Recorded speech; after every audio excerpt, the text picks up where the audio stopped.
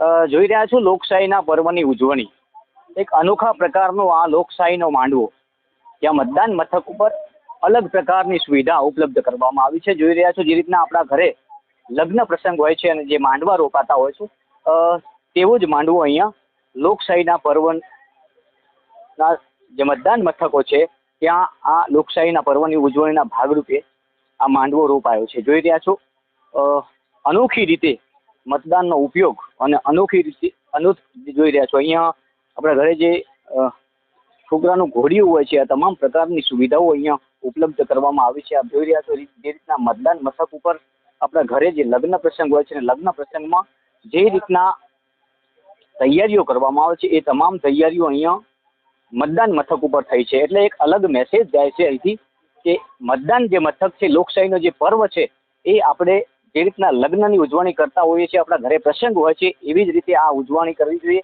જોઈ રહ્યા છો અલગ અલગ પ્રકારના દ્રશ્યો જોવા મળી રહ્યા છે.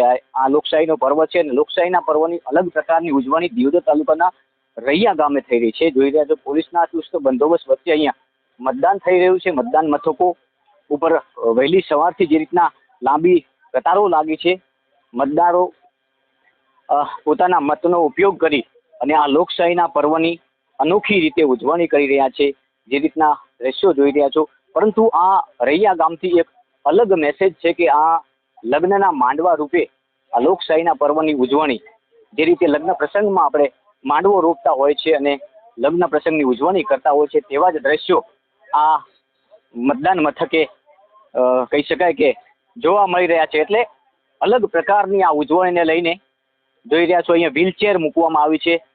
જે લોકો પોતાના પગ ઉપર ઊભા ના થઈ શકે, જે લોકોને તકલીફ હોય તેના માટે અહીંયા વ્હીલચેરની સુવિધાઓ ઉપલબ્ધ કરવામાં આવી છે. અહીંયા જ્યારે હીટવેવ થઈ રહ્યું છે ત્યારે હીટવેવને લઈને અહીંયા તમામ પ્રકારની સુવિધાઓથી સજ્જ આ મતદાન મથકની વાત કરવામાં આવે તો આ દિયોદર તાલુકાનું રૈયા ગામ છે અને રૈયા ગામમાં આજે લગ્નના માંડવા સ્વરૂપે આ મતદાન મથકો સજાવ્યા છે અને અનોખી રીતે આ પર્વની લોકશાહીના પર્વની ઉજવણી કરવામાં આવી રહી છે. નમસ્કાર.